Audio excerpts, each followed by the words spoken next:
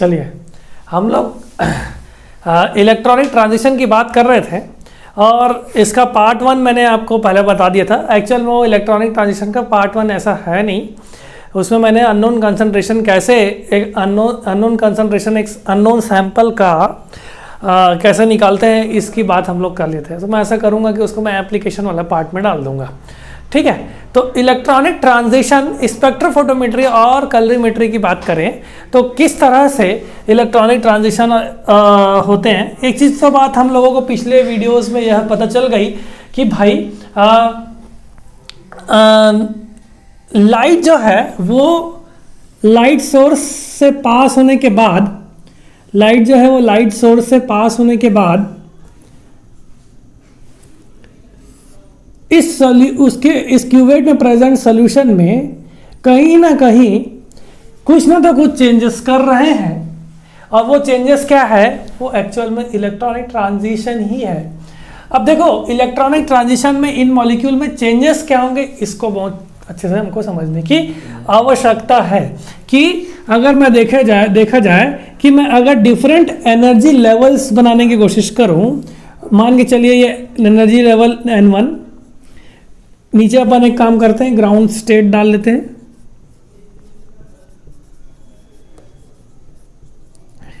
उसके बाद मैं सेकंड एनर्जी लेवल, उसके बाद फिर मैं थर्ड एनर्जी लेवल, ऐसा कर करके मैं एनर्जी लेवल्स बना दिया।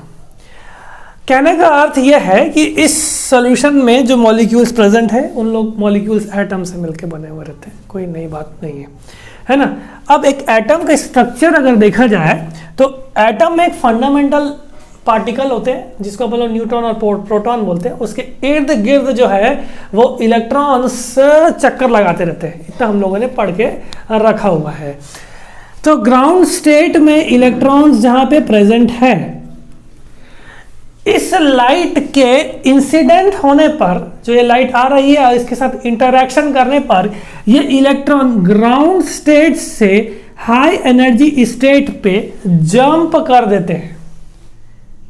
क्या हुआ कि इस लाइट ने क्या चेंजेस किया, इस लाइट ने यह चेंजेस किया कि इस लाइट ने इलेक्ट्रॉन, अब देखो एक जो भी सॉल्यूट इसमें प्रेजेंट रहेगा, है ना, उसका इलेक्ट्रॉन जो कि ग्राउंड स्टेट पे प्रेजेंट है, वो इलेक्ट्रॉन ग्राउंड स्टेट से हाई एनर्जी स्टेट में प्रमोट हो जाएगा। अब आप एक चीज बिल्कुल अच्छे से ध्यान पे रखेंगे कि जब भी इलेक्ट्रॉन हाई एनर्जी स्टेट पे पहुंचता है तब उसकी स्टेबिलिटी होती है कम। एक बहुत अच्छा एग्जाम्पल मैं आप लोगों के सामने रख सकता हूं, क्या कि अगर व्यक्ति के पास बहुत ज़्यादा ही पैसा हो जाए तो वो व्यक्ति अनस्टेबल हो जाता है। क्यों? वो सोचता है कि मैं ये भी कर लूँ, वो भी कर लूँ, सभी कर लूँ। तो जिस इलेक्ट्रॉन के पास एनर्जी ज़्यादा होगी, मतलब उसकी स्टेबिलिटी कम होगी। तो एक प्रोपोर्शन आप लिख सकते हो कि एनर्जी जो है वो इनवर्स रिलेशन शो करेगा स्टेबिलिटी के साथ।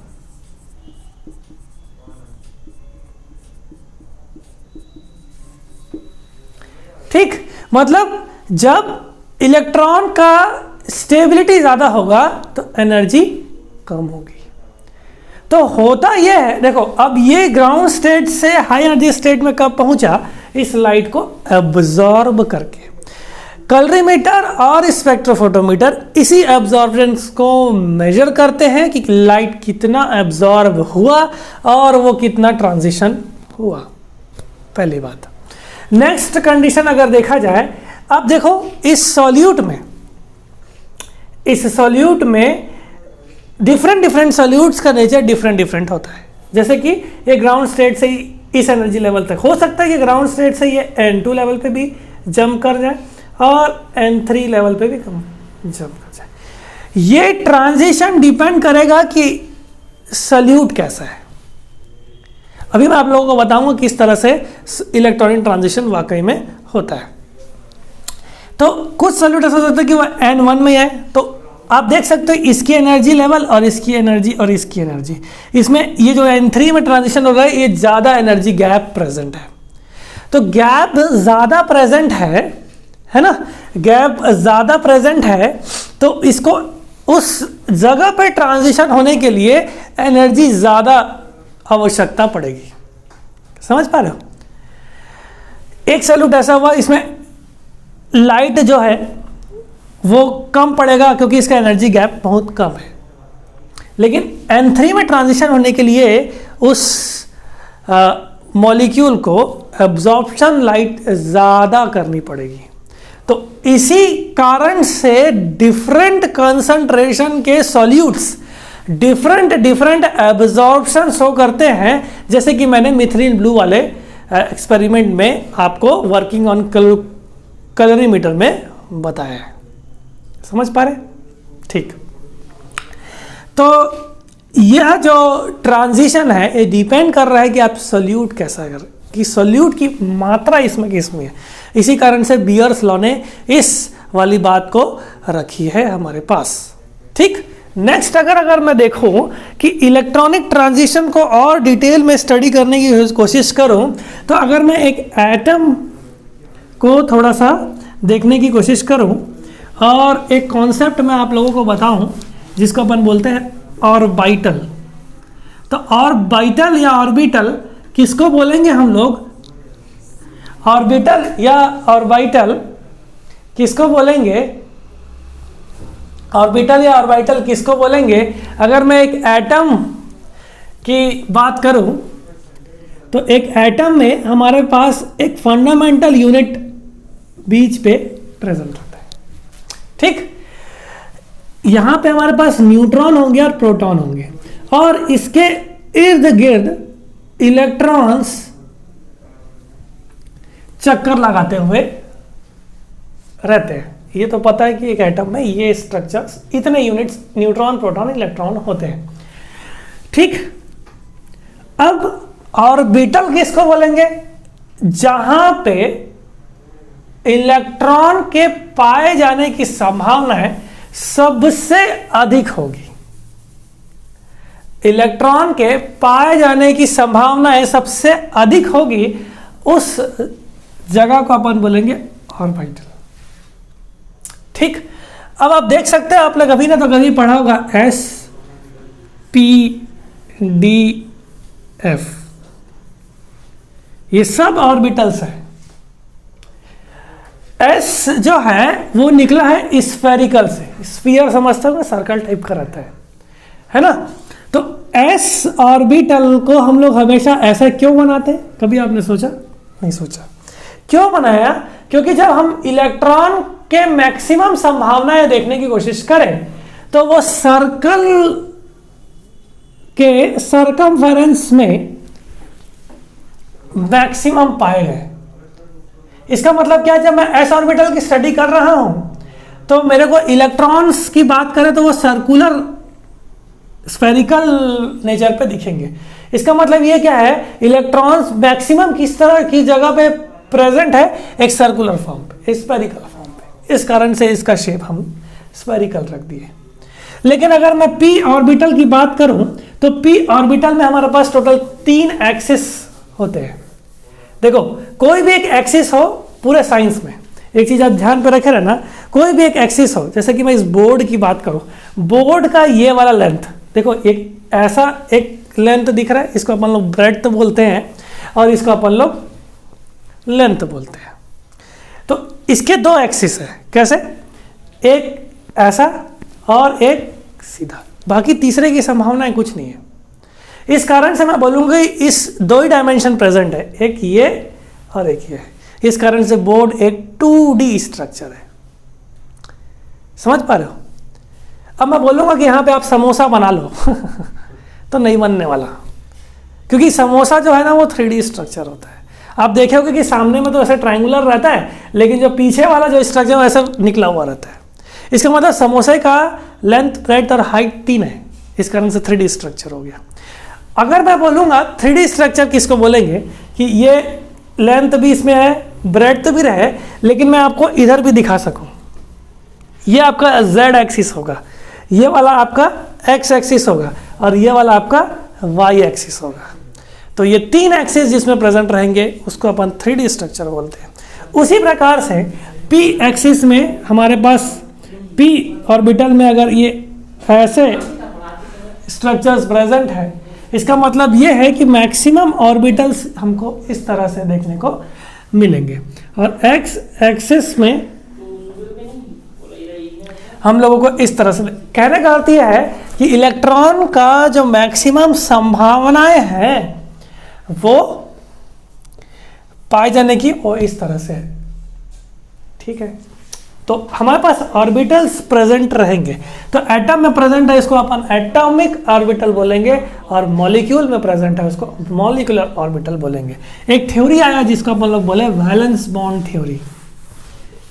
एक थ्योरी आया जिसको अपन लोग क्या बोले, वैलेंस बॉन्ड थ्योरी।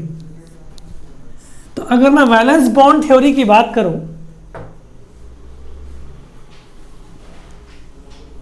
तो वैलेंस बॉन्ड थ्योरी यह बोलता है, जैसे कि अगर मैं हाइड्रोजन एटम लिया, हाइड्रोजन एटम में हमारे पास इलेक्ट्रॉन्स एक ही प्रेजेंट है। अब ये इस स्पिन से भी हो सकते हैं और ये इस स्पिन में भी हो सकते हैं। थोड़ा बहुत आप लोगों को ध्यान पे होगा, एटॉमिक नंबर 1 होता है इसका, तो इसका इलेक्ट्रॉनिक कॉन्फ़िगरेशन 1s1 है।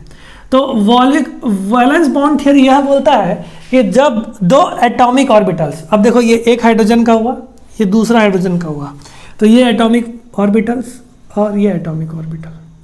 वैलेंस बॉन्ड थ्योरी यह बोलता है कि जब 2 एटॉमिक ऑर्बिटल्स एक दूसरे से कंबाइन होते हैं तब एक मॉलिक्यूल का फॉर्मेशन होगा, क्योंकि 2 एटम्स मिलकर एटम्स कॉन्स्टिट्यूट करते हैं मॉलिक्यूल्स को। तो 2 एटॉमिक ऑर्बिटल्स बनाएंगे आपके मॉलिक्यूलर ऑर्बिटल्स। और अगर मैं ये देखो ये दोनों कंबाइन हो गया, और इसमें जो इलेक्ट्रॉन्स प्रेजेंट रहेंगे वो कैसे रहेंगे, दोनों ही स्पिन के होंगे। ये जो हो गया ये आपका मॉलिक्यूलर ऑर्बिटल हो गए। तो ये बात हो गई वैलेंस बॉन्ड थ्योरी की। इन्होंने क्या बोला कि जब 2 एटॉमिक ऑर्बिटल्स कंबाइन होते हैं तो एक मॉलिक्यूलर ऑर्बिटल बनता है। लेकिन इसके बाद एक थ्योरी आई जिसका अपन लोग बोलते हैं MOT। जो MOT है उसका नेचर कुछ अलग ही टाइप का था। सर आप ये केमिस्ट्री क्यों पढ़ा रहे हैं बायोलॉजी स्टूडेंट को? अभी देखना बहुत आसान हो जाएगा चीज़ें आगे इलेक्ट्रॉनिक ट्रांजिशन को पढ़ने के लिए। अगर मैं मॉलिक्यूलर ऑर्बिटल थ्योरी की बात करूं, ये क्या बोलते हैं, ये बोलते हैं कि एटॉमिक ऑर्बिटल्स में इलेक्ट्रॉन्स तो प्रेजेंट है। मैं हाइड्रोजन मॉलिक्यूल ही लिया, ये मिलकर के एक मॉलिक्यूलर ऑर्बिटल नहीं बनाते, ये 2 मॉलिक्यूलर ऑर्बिटल बनाते हैं। मतलब वैलेंस बॉन्ड थ्योरी यह बोलता है कि जब 2 मॉलिक्यूलर ऑर्बिटल्स कंबाइन होंगे तब एक मॉलिक्यूलर ऑर्बिटल बनेगा। लेकिन मॉलिक्यूलर ऑर्बिटल थ्योरी यह बोलता है कि जब 2 एटॉमिक ऑर्बिटल्स बनेंगे तब कंबाइन होंगे तब 2 मॉलिक्यूलर ऑर्बिटल्स बनेंगे। समझे? तो एक मॉलिक्यूलर ऑर्बिटल को बोला गया बॉन्डिंग मॉलिक्यूलर ऑर्बिटल, और सेकंड को बोला गया एंटी बॉन्डिंग मॉलिक्यूलर ऑर्बिटल। तो ABMO और BMO ऐसा बोलते हैं हम। थोड़ा सा केमिस्ट्री रिवाइज करा रहा हूँ। अच्छा, ये मॉलिक्यूलर ऑर्बिटल और एंटी बॉन्डिंग मॉलिक्यूलर में बात किया जाए तो इसमें इलेक्ट्रॉन्स का नंबर बिल्कुल सेम होगा। तो 2 atomic molecular orbitals atomic orbitals combine हुए तब मैं क्या बोल सकता हूं कि एंटी बॉन्डिंग और बॉन्डिंग मॉलिक्यूलर ऑर्बिटल्स बने। देखो होता यह है कि मॉलिक्यूलर ऑर्बिटल थ्योरी में यह बोला गया कि इलेक्ट्रॉन्स का जो नेचर है वो तरंग की तरह भी है। एक पार्टिकल तो है लेकिन वो तरंग की तरह भी है। इसको साबित करने वाले कौन बोले? De Broglie. आपको ध्यान होगा। तो डी ब्रॉगली ने बोला कि इलेक्ट्रॉन एक पार्टिकल भी तो है लेकिन वो तरंग की तरह भी बिहेव करता है। तो बॉन्डिंग मॉलिक्यूलर ऑर्बिटल में बनने के लिए तो वेव का नेचर देखो, एक एटॉमिक ऑर्बिटल, दूसरा एटॉमिक ऑर्बिटल, इसका एक वेव नेचर हुआ एक, ठीक, ये प्लस हुआ ये माइनस हुआ, इसकी बात हम लोग कर चुके हैं। उसके बाद दूसरा एटॉमिक ऑर्बिटल का इस तरह से, अगर ये दो वेव फंक्शंस, इनको हम क्या बोलेंगे, वेव फंक्शंस, psi1 psi2 ऐसा लिखते हैं, श्रोडिंगर वेव इक्वेशन, श्रोडिंगर ने बहुत अच्छे से डिराइव किया है। जब दो एटॉमिक ऑर्बिटल्स के वेव फंक्शंस एक दूसरे से कंबाइन होंगे और ऐड होंगे तो एक रिजल्टेंट वेव स्ट्रक्चर बनेगा। तो देखो इसका जो ऊपर वाला क्रस्ट और ट्रफ है, ये दोनों कंबाइन होकर के ज़्यादा एडिटिव होकर के जो मॉलिक्यूलर ऑर्बिटल बना रहे हैं उनको हम लोग क्या बोलेंगे, बॉन्डिंग मॉलिक्यूलर ऑर्बिटल। ठीक है, चलिए नेक्स्ट अगर देखें एंटी बॉन्डिंग में क्या होता है, ये दोनों ही वेव एक दूसरे को कैंसिल कर देंगे। अब सोचो ये वाला कैंसिल कर देगा इस वाले वेव को, इस वाला ये वाला कैंसिल कर देगा, तो होगा क्या कि हमको एक इस तरह से स्ट्रक्चर देखने को मिलेगा। इसको हम लोग बोलेंगे एंटी बॉन्डिंग मॉलिक्यूलर ऑर्बिटल्स। तो एक मॉलिक्यूल का फॉर्मेशन करने के लिए ये एक्सेप्टेड थे, एक मॉलिक्यूल का फॉर्मेशन करने के लिए हमारे पास टोटल 2 ऑर्बिटल्स होते हैं, बॉन्डिंग और एंटी बॉन्डिंग, समझ गए। और इसमें देखिए आप एडिटिव फंक्शन होगा तो इसको अपन लोग बोलेंगे कंस्ट्रक्टिव इंटरफेरेंस। क्या बोलेंगे, कंस्ट्रक्टिव इंटरफेरेंस। और इसमें वेव फंक्शन एक दूसरे से कैंसल हो गए, इनको बोला जाएगा डिस्ट्रक्टिव इंटरफेरेंस।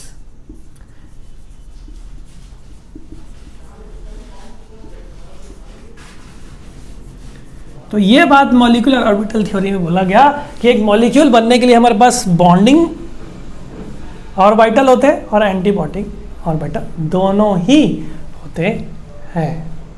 ठीक, तो ये बात है मॉलिक्यूलर ऑर्बिटल थ्योरी की। अब बॉन्ड्स की बात अपन लोग कर लेते हैं, मैं आपको जस्ट एक रिवाइज करवा रहा हूँ, ये बहुत मेजर पोर्शन है, मैक्सिमम चीज़ें मैं आप लोग को मॉलिक्यूलर ऑर्बिटल में बता दिया।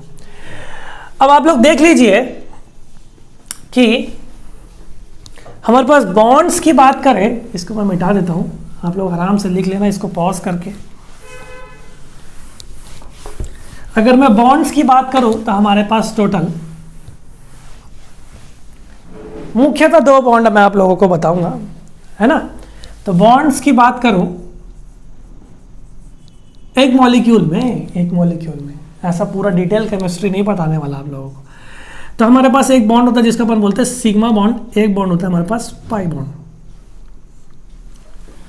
सिग्मा बॉन्ड कैसे बनते हैं, जैसे कि एक एस ऑर्बिटल दूसरे एस ऑर्बिटल से हेड टू हेड ओवरलैप करे, तब हमारे पास क्या बनेगा, सिग्मा बॉन्ड। ठीक है, पाई बॉन्ड लैटरल ओवरलैपिंग से बनता है, सब बीएससी कर चुके हैं, और ये पाई बॉन्ड जो है वो लैटरल ओवरलैपिंग से बनता है। अब आप सोचिए जब सिग्मा बॉन्ड बन रहे हैं तब उस मॉलिक्यूल का 2 मॉलिक्यूलर ऑर्बिटल्स होंगे। एक कहलाएगा सिग्मा बॉन्डिंग मॉलिक्यूलर ऑर्बिटल और सेकेंड होगा sigma star anti bonding molecular orbital. ये क्या होगा, बॉन्डिंग मॉलिक्यूलर ऑर्बिटल, ये क्या होगा, anti bonding molecular orbital. Anti bonding को हम लोग स्टार से डिनोट कर रहे हैं। सेकेंड अगर पाई बॉन्ड की बात करें तो पाई होगा और एक पाई स्टार होगा। ठीक, एक पाई होगा एक पाई स्टार होगा। तो हमारे पास पाई बॉन्ड का भी बॉन्डिंग मॉलिक्यूलर ऑर्बिटल होगा और हमारे पास एंटी बॉन्डिंग मॉलिक्यूलर ऑर्बिटल भी होगा। कुछ एलिमेंट ऐसे हैं जिसमें एक्स्ट्रा इलेक्ट्रॉन्स प्रेजेंट रहते हैं, इन इलेक्ट्रॉन्स को बोला जाता है लोन पेयर्स। आपको ध्यान होगा लोन पेयर्स, जैसे कि मैं नाइट्रोजन का एग्जांपल लूं, एक नाइट्रोजन मॉलिक्यूल बनते हैं तो उसमें 3 बॉन्ड्स प्रेजेंट होते हैं, लेकिन इसके आउटर मोस्ट इलेक्ट्रॉन में हमारे पास आउटर मोस्ट में हमारे पास 5 फ्री इलेक्ट्रॉन्स प्रेजेंट रहते हैं, जिसमें से 3 इन्वॉल्व हो गए, इसने ऑक्टेट कंप्लीट कर दिया। चलो ठीक है, आराम से बता देता हूँ। नाइट्रोजन का एटॉमिक नंबर होता है 7। अगर मैं इलेक्ट्रॉनिक कॉन्फ़िगरेशन की बात करूं तो 2 और 5, तो इसके आउटर शेल में कितने इलेक्ट्रॉन होंगे? 5। एक नाइट्रोजन मॉलिक्यूल बनाने के लिए दूसरा नाइट्रोजन मॉलिक्यूल भी आएगा और ये एक दूसरे से शेयरिंग करके अपने ऑक्टेट्स कंप्लीट हो जाए। देखो 5 और इसके 3 8, इसके 5 और इसके 3 8, इतना तो पता है आप लोगों को। लेकिन कुछ इलेक्ट्रॉन्स ऐसे हैं जो बॉन्डिंग में काम नहीं आ रहे हैं। इन इलेक्ट्रॉन्स को बोला जाएगा लोन पेयर ऑफ इलेक्ट्रॉन्स। तो अगर मैं एक इलेक्ट्रॉनिक सबसेट बनाने की कोशिश करूं तो मेरे पास कौन कौन से लेवल्स होने चाहिए?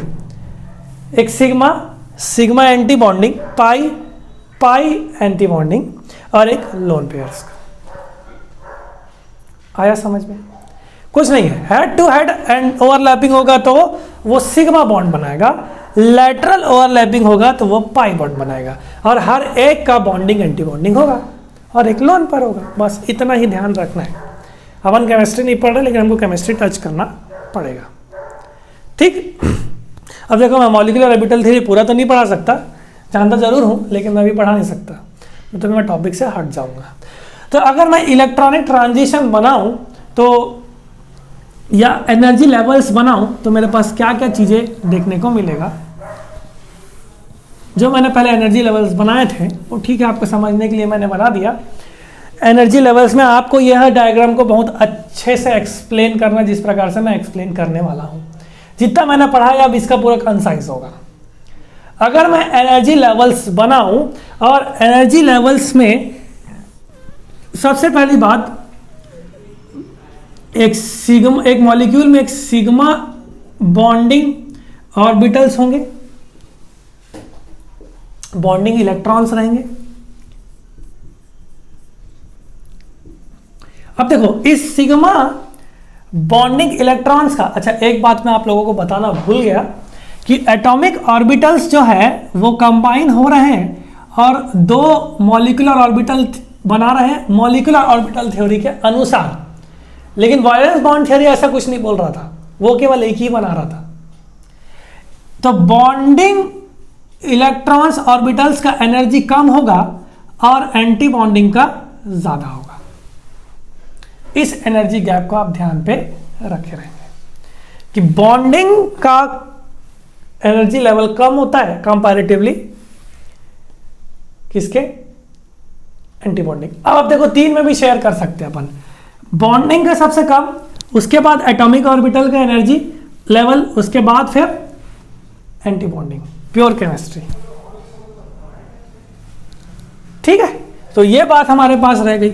अब आप देखो सिग्मा बॉन्डिंग इलेक्ट्रॉन्स मैंने यहां पे बना लिए, तो इसका एंटी बॉन्डिंग क्या होगा? इससे हमेशा ऊपर ही रहेगा। तो इसका जो एंटी बॉन्डिंग लेवल रहेगा वो सिग्मा एंटी बॉन्डिंग या sigma star anti electrons present रहेंगे। आपको उल्टा नहीं बनाना है, आपको ध्यान पे रखे रहना है, बहुत अच्छे से समझ जाइए। अगर आपको समझ में नहीं आ रहा था आप मेरे कमेंट में बता देना, मैं नेक्स्ट लाइव क्लास में आप लोगों को बता दूंगा। ठीक है, तो बॉन्डिंग इलेक्ट्रॉन्स और ये एंटी बॉन्डिंग इलेक्ट्रॉन्स हमारे पास रह गए। ठीक है, चलिए नेक्स्ट देखते हैं अपन लोग। नेक्स्ट हमारे पास है पाई बॉन्ड। अब पाई बॉन्ड में भी हमारे पास पाई बॉन्डिंग इलेक्ट्रॉन्स और पाई एंटी बॉन्डिंग दोनों ही इलेक्ट्रॉन्स प्रेजेंट है।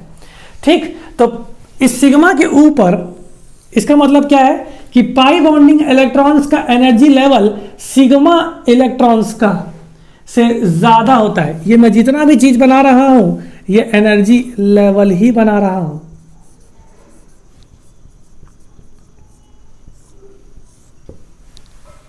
ठीक है, चलिए, तो पाई बॉन्डिंग इलेक्ट्रॉन्स का जो लेवल है वो सिग्मा बॉन्डिंग से ज्यादा है और सिग्मा एंटी बॉन्डिंग से कम है। समझ गए? चलिए, अब इस पाई बॉन्डिंग इलेक्ट्रॉन्स का पाई एंटी बॉन्डिंग भी होगा पाई एंटी बॉन्डिंग भी होगा। तो पाई एंटी बॉन्डिंग जो है वो सिग्मा एंटी बॉन्डिंग से कम होगा। देखो जस्ट अपोजिट हो रहा है, यहाँ पे कम है तो यहाँ पे ज़्यादा हो गया पाई एंटी बॉन्डिंग से। एकदम अच्छे से इलेक्ट्रॉनिक ट्रांजिशन को रखे रहे, एनर्जी लेवल्स को बनाएंगे आप लोग। तो ये मैं इसको यहाँ पे लिख सकता हूँ पाई स्टार एंटी बॉन्डिंग। क्या क्या हुआ, sigma bonding electrons, sigma anti bonding, pi bonding electrons, pi star anti bonding electrons हो गया। अब हमारे पास केवल एक ही चीज बचा है, वो लोन पेयर्स। तो लोन पेयर्स का एनर्जी लेवल पाई बॉन्डिंग से ज्यादा होता है और मैं इसको N से डिनोट कर रहा हूं। तो ये हमारे पास टोटल एनर्जी लेवल्स है कि सबसे नीचे सिग्मा बॉन्डिंग इलेक्ट्रॉन्स, उसके बाद पाई बॉन्डिंग इलेक्ट्रॉन्स, फिर लोन पेयर्स, उसके बाद सिग्मा स्टार, उसके बाद पाई स्टार, उसके बाद सिग्मा स्टार। आपको मॉलिक्यूलर ऑर्बिटल्स को नहीं बताना है, आपको यह बहुत चीज़ें से अच्छे से बताना है कि हमारे पास एनर्जी लेवल्स हैं, जिसमें सिग्मा एंटी बॉन्डिंग सबसे लोवेस्ट एनर्जी लेवल, उससे ऊपर पाई बॉन्डिंग इलेक्ट्रॉन्स, उसके बाद लोन पेयर्स ऑफ इलेक्ट्रॉन्स, उसके बाद फिर पाई एंटी बॉन्डिंग इलेक्ट्रॉन्स, उसके बाद सिग्मा एंटी बॉन्डिंग इलेक्ट्रॉन्स। इतना क्लियर समझ जा रहा हूँ मैं, आया जी? अच्छे से देख लो थोड़ा सा, उसके बाद मैं आगे कंटिन्यू करता हूँ।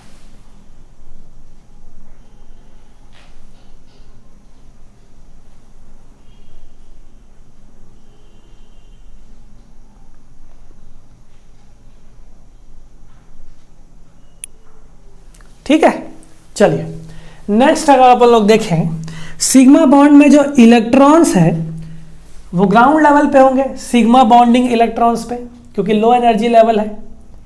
जब मैं इसमें लाइट एब्जॉर्प्शन, लाइट का इंसिडेंट किया, तब ये सिग्मा से, सिग्मा बॉन्डिंग इलेक्ट्रॉन से sigma star anti bonding electrons में प्रमोट हो जाएंगे। अब इस सिग्मा से सिग्मा स्टार ट्रांजिशन हुआ ना, तो आप एनर्जी देख सकते हो बहुत ज्यादा ही लगा होगा, क्योंकि लो एनर्जी से एकदम ही हाई एनर्जी की तरफ गया। ठीक है, तो अब ये सिग्मा बॉन्ड वाले कौन होंगे? जितने भी सिंगल बॉन्ड्स वाले हैं। अब आपको पता है, आपको ध्यान नहीं होगा तो मैं आपको बता देता हूं, जैसे कि N में हमारे पास ट्रिपल बॉन्ड है, तो इसमें एक सिग्मा बॉन्ड है और दो पाई बॉन्ड है और एक लोन पेयर है, दो लोन पेयर से टोटल मॉलिक्यूल में। तो हमारे पास एक सिग्मा बॉन्ड है, दो पाई बॉन्ड है और लोन पेयर है। समझ पाए? ठीक। तो सिग्मा से सिग्मा ट्रांजिशन हो रहा है, इसका मतलब उसमें सिग्मा बॉन्ड प्रेजेंट है, और सिग्मा बॉन्ड प्रेजेंट है मतलब सिंगल बॉन्ड वाले मॉलिक्यूल। एग्जांपल के तौर पे आपको याद दिला देता हूं,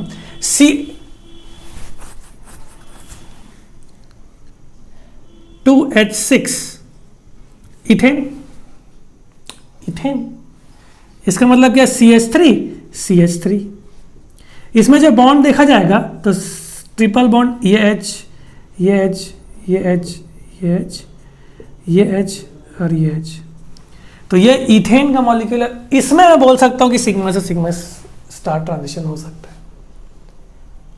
क्यों? क्योंकि पूरे बॉन्ड सिंगल बॉन्डेड है। ठीक, ये हो गया सिग्मा से सिग्मा स्टार ट्रांजिशन। ठीक, नेक्स्ट अगर मैं देखूं, नेक्स्ट जो है वो है आपका पाई से जो इलेक्ट्रॉन एक्साइट होंगे वो पाई स्टार में प्रमोट हो जाएंगे, पाई से पाई स्टार में प्रमोट हो जाएंगे।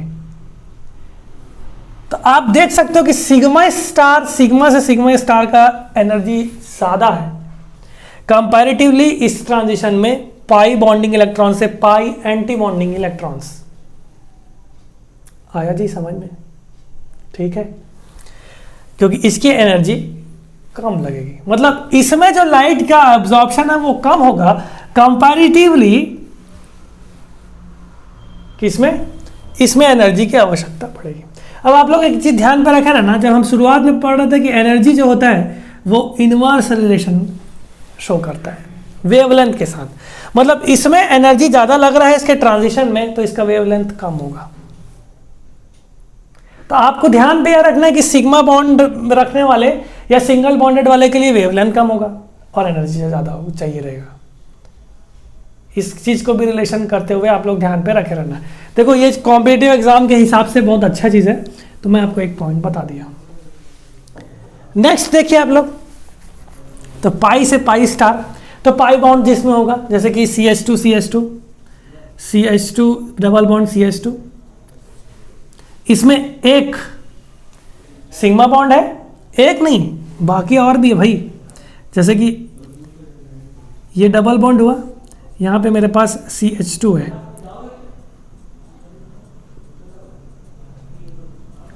तो सिग्मा बॉन्ड भी है लेकिन यहाँ पे पाई बॉन्ड है, तो इसमें पाई से पाई ट्रांजिशन होने की संभावना है। सिग्मा से सिग्मा स्टार भी होगा लेकिन पाई से पाई स्टार भी होगा। तो आप देख सकते हो कि इस मॉलिक्यूल और इस मॉलिक्यूल में नेचर वाइज डिफरेंस होने की वजह से इसके एब्जॉर्प्शन में चेंजेस आ गए। समझ पा रहे होगे आप लोग, है ना? तो इसके एब्जॉर्प्शन में चेंजेस आ गए। अब आपको समझ में आ रहा होगा कि मैं बार बार क्यों बोलता था कि सॉल्यूट का नेचर डिपेंड करेगा। हम लोग खैर क्या एप्लीकेशन में पढ़ेंगे इस सब के बारे में, आप निश्चिंत रहिए इस बारे में।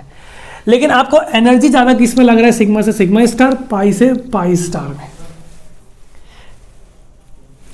इसमें सबसे ज़्यादा इसके कंपैरिजन में। उसके बाद अगर मैं देखूं तो लोन पेयर ऑफ इलेक्ट्रॉन्स में हो सकता है कि ये पाई सिग्मा स्टार में जा सकता है। देखो पाई से पाई स्टार ट्रांजिशन हुआ, सिग्मा से सिग्मा स्टार ट्रांजिशन हुआ, लेकिन lone pair of electrons sigma star में भी जा सकता है क्योंकि बॉन्डिंग में इन्वॉल्व नहीं हो रहा है, और ये पाई स्टार में भी जा सकता है। तो ये इतने ट्रांजिशंस जो है, जो आपके सामने 4 ट्रांजिशंस हैं, यह आप लोगों के सामने मैंने रखा। अगर मैं इसमें एनर्जी ज़्यादा किसमें लग रही है इसको बताने की कोशिश करूं, और यहाँ पे मैं एक एनर्जी ट्रांजिशंस बनाऊं, तो आप देख लीजिए कि जो सिग्मा से सिग्मा स्टार ट्रांजिशन है वो सबसे ज़्यादा होगा। ठीक, सिग्मा से सिग्मा। सेकंड में बोलूं तो एन से पाई सिग्मा स्टार ट्रांजिशन ज़्यादा होगा सेकंड मोस्ट में। एन से आप लेवल गैप देख सकते हो, ये वाला गैप और ये वाला गैप आप देख सकते हो, है ना? तो ये ज़्यादा होगा। इसके बाद आपका पाई से पाई स्टार ट्रांजिशन आएगा, देखो ये वाला, और सबसे कम आपका N to pi star transition आएगा। क्लियर? तो सिग्मा से sigma star transition, N to pi star transition, pi से पाई स्टार ट्रांजिशन, और एन से पाई स्टार ट्रांजिशंस जो है, ये सीरीज रहेगा एनर्जी लेवल्स में। इलेक्ट्रॉन्स किस तरह से किस मॉलिक्यूल्स के बेसिस पे आप लोगों के पास जा सकते हैं।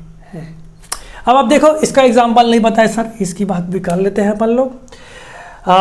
जैसे कि एन पाई स्टार की बात करें तो ऐसा मॉलिक्यूल हम लोग बात करते हैं जिसमें ऐसे कुछ प्रेजेंट रहते हैं। अमाइड ग्रुप ले लेते हैं, अमाइड ग्रुप। तो देखो इस नाइट्रोजन के पास लोन पेयर भी है और पाई स्टार भी ट्रांजिशन होगा, तो इसमें n to pi star transition हो सकते हैं। तो आप देख सकते हैं कि मॉलिक्यूल्स में डिफरेंट चीज़ों को आप देख सकते हैं कि इसमें ट्रांजिशन कैसे, किस तरह से कैसे हो सकता है। तो ये कुछ एग्जांपल, मैं इसके बारे में और डिटेल में एप्लीकेशन में बात करूंगा। मैंने मोटा मोटी आप लोगों को बता दिया कि लोन पेयर ऑफ ट्रांजिशन इस नाइट्रोजन में हो सकता है, पाई टू पाई स्टार में इस तरह से हो सकता है। इस एग्जांपल को लिए सिंगल बॉन्डेड में हम लोगों ने इस एग्जांपल को लिया हुआ है। तो ये कुछ इलेक्ट्रॉनिक ट्रांजिशंस आप लोगों के सामने हैं, और आपको यह चीज़ बिल्कुल अच्छे से समझ में आ गया है कि सबसे ज़्यादा एनर्जी ट्रांजिशंस किस में लग रहे हैं और किस में एनर्जी की ज़्यादा आवश्यकता पड़ रही है, किस में नहीं पड़ रही है और किस में कम पड़ रही है। तो आप लोग देख सकते हो कि ये मॉलिक्यूल्स में देखो, इसमें सिंगल बॉन्डेड वाले के लिए pi sigma two sigma star हो गया, इसमें डबल बॉन्ड होने की आवश्यकता है। तो आप देखो मॉलिक्यूल का नेचर चेंज हो रहा है। लोन पेयर ऑफ इलेक्ट्रॉन्स होगा तो ये वाले ट्रांजिशंस होंगे। अच्छा, लोन पेयर ऑफ ट्रांजिशन हो रहा है तो इसमें lone pair plus single bond होने चाहिए तभी ट्रांजिशन होंगे। इसमें लोन पेयर ऑफ इलेक्ट्रॉन्स और पाई स्टार होगा। इसका मतलब डबल बॉन्ड भी होना चाहिए और लोन पेयर भी होना चाहिए। तो इस मॉलिक्यूल का नेचर चेंज होते होते ये ट्रांजिशंस डिफरेंट तरीके से हो पा रहे हैं। फिलहाल माइक्रोबायोलॉजी के लिए स्पेक्ट्रोफोटोमीटर में ये ट्रांजिशंस बहुत इंपॉर्टेंट है। एक लैम्डा मैक्स वाला कॉन्सेप्ट जो मैंने पिछले बार बताया, और एक इलेक्ट्रॉनिक ट्रांजिशन। और इन्हीं एब्जॉर्प्शन में, जैसे कि ये मॉलिक्यूल आपके पास आपने लिया हुआ है, तो इसमें एनर्जी जो है वो मैक्सिमम लग रही है। इसका मतलब लाइट ज़्यादा एब्जॉर्ब हो रहा है, तो डिटेक्टर्स तुरंत डिटेक्ट कर लेगा कि कितना एब्जॉर्प्शन हुआ। फिर मैं कंपैरेटिवली करूंगा CH2 डबल बॉन्ड CH2 का, इसका जो एब्जॉर्प्शन है वो डिफरेंट होगा comparatively sigma two sigma star में। तो ये आपका इलेक्ट्रॉनिक ट्रांजिशन है। और हम कैसे मॉलिक्यूल्स को डिटेक्ट करते हैं इसको हम लोग एप्लीकेशन वाले पार्ट में देखेंगे। इस डायग्राम को आप बहुत अच्छे से अपने एग्जाम्स में बनाएंगे और बनाने के बाद अच्छे से एक्सप्लेन कर देंगे, आपका काम बन जाएगा। तो नेक्स्ट वीडियो में हम लोग एप्लीकेशन ऑफ यूवी स्पेक्ट्रोफोटोमेट्री देखने वाले हैं। हो सकता है कि मैं और भी बहुत सारे केमिस्ट्री के पॉइंट ऑफ व्यू में पोलैरिटी इफेक्ट्स और बहुत सारी चीज़ है, अगर वो आप फिलहाल तो ज़रूरत नहीं है, अगर आप मैं देखता हूँ अगर आपको ज़रूरत पड़ेगी तो मैं आपको वो भी एक्सप्लेन कर दूंगा। वैसे मेरे ख्याल से इतना मोर देन सफिशिएंट है बैचलर ऑफ साइंस के लिए इन माइक्रोबायोलॉजी। इवन MSc के लिए भी इतना भी ज़रूरी है। अगर आपसे पूछेंगे यूवी स्पेक्ट्रोस्कोपी या विजिबल स्पेक्ट्रोस्कोपी में कौन कौन से ट्रांजिशंस होते हैं, आप भी इसको लिख सकते हैं। कलरीमीटर में भी यही ट्रांजिशंस होते हैं। ठीक, तो अच्छी बात है। आप इसी तरह बने रहे मेरे साथ। स्पेक्ट्रोफोटोमीटर वाला यूनिट कंप्लीट करेंगे, उसके बाद अपन लोग IR स्पेक्ट्रोस्कोपी में जाएंगे। ठीक, आप सभी का बहुत बहुत धन्यवाद। आशा करता हूँ आपको समझ में आया होगा। अगर नहीं आया होगा तो आप मेरे को पर्सनली व्हाट्सएप पे पूछ सकते हैं, और या ग्रुप पे पूछ सकते हैं, वही बेटर है, ग्रुप पे ही पूछ लेना, या फिर कमेंट सेक्शन में आप लोग डाल देना। ठीक, आप सभी का बहुत बहुत धन्यवाद।